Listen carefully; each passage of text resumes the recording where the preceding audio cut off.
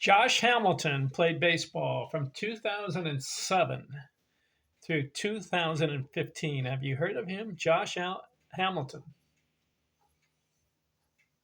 Cincinnati Reds, Texas Rangers, Los Angeles Angels. This guy was pretty good hitter and a slugger, but he only played 9 years. Ken Arzone here, Vista, California. I'm looking at Tuesday, December the 9th, 2025. Josh Hamilton. He's got some pretty good stats. His 2008 season, he was 27 years old.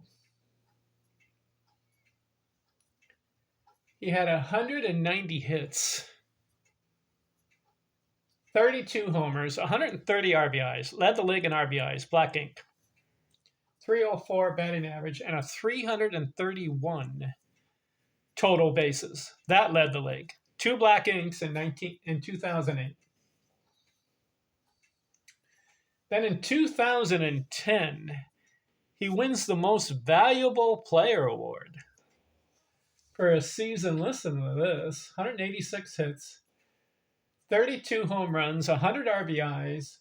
He bats .359 and wins the batting title.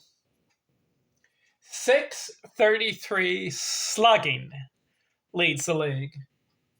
328 total bases. But that's not his best year. Well, that would be his best year as far as batting.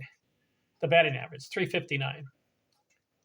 But his best slugging year, 2012. 103 runs scored, 160 hits. He hits 43 home runs, 128 RBIs, bats .285, gets 324 total bases. So Josh Hamilton wins the MVP in 2010. How many guys win the MVP? Not that many have done it in their careers. Out of 18,000 players, how many win the MVP? Well, you've got 155 years of baseball. You've got the 2 leagues, so that's what?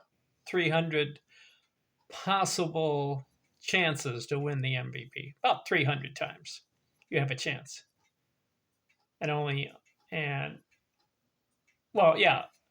Out of 18,000 baseball players, there's 300 chances to win MVP.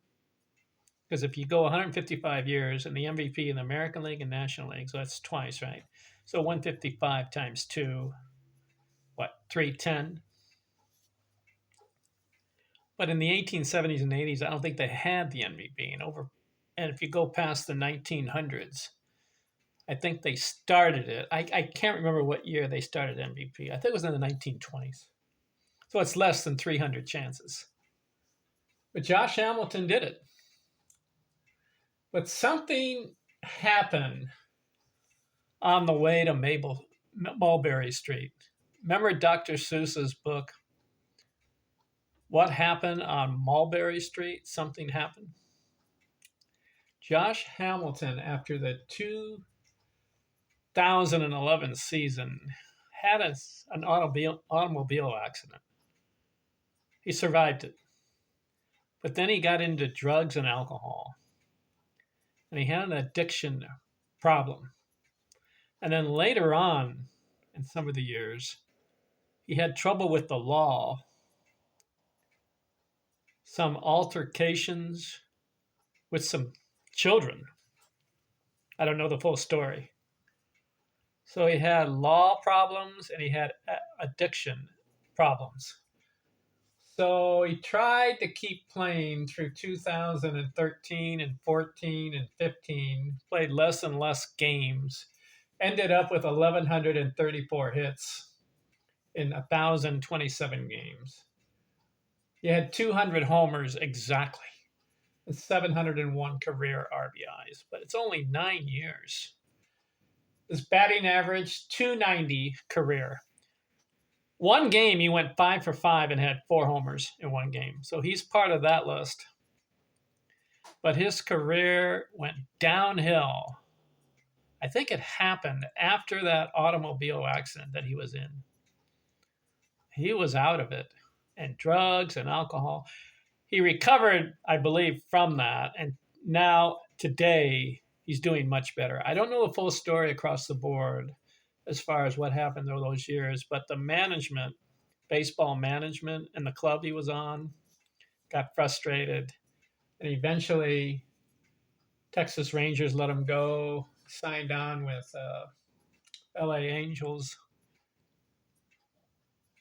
Only 9 years in the big leagues. But this guy, he had an RBI title, he had a batting title, and he had an MVP title. Hit 43 home runs one year, had 130 RBIs one year. He was a solid player. Slugger. 4 home runs in one game. But his career was cut short with the drugs and alcohol. It's really a shame. I believe he recovered from all that. So props to him for doing that. A strange career, Josh Hamilton. All right, we're done with him. Let's keep going. I'm going to do a combination video, add some other guys to this one. Mike Hargrove. Have you heard of him? I believe he was a manager later on in his career, but he played baseball 12 years, ended up 290 career batting average, 1,666 games, 1,614 career hits. His highest hit total, 1980, 179 hits. Batted .304. 80 career home runs. Never had 100 runs scored. Never had 100 RBIs. So Mike Hargrove, he's on the list. Career batting average leaders, 290. Had a couple 300 batting average seasons. Let's go to the next guy on my list. Larry Doyle. 1907 through 1920. 14 years. 1,766 games. 1,887 hits. Better than a hit a game. He ended up 290 career batting average. I'm looking for some highlights. He won a batting title in 1950. Batted .320. The 1915 season will be his best. 189 hits, he led the league. 40 doubles, he led the league. Batting average, .320, led the league. 3 black inks, 1 year. I like it. 1909, he led the league in hits, 172. Had some 300 batting average seasons. One season over 100 runs scored, but never had 100 RBI season.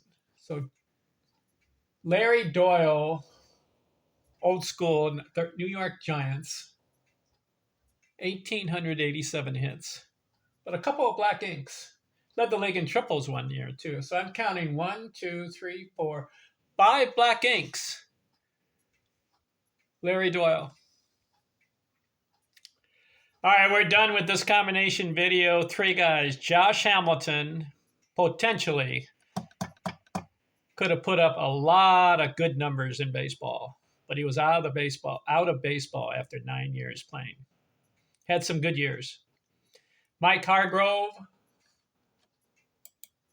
played 12 years, batted .290 career. And then you have Larry Doyle, 14 years, .290 career batting average. All right, done with those 3 guys. I'll keep going down the list. Career batting average leaders. I've got a lot more guys to look at. Let's see if we can find some highlights among some of these guys that are extraordinary. I thought Josh Hamilton's career, boy, had a lot of potential. It's too bad what happened. But thankfully, he recovered. From what I've read, he's doing much better today. So that's good news. All right, we'll talk to you later in the next video. I'm out.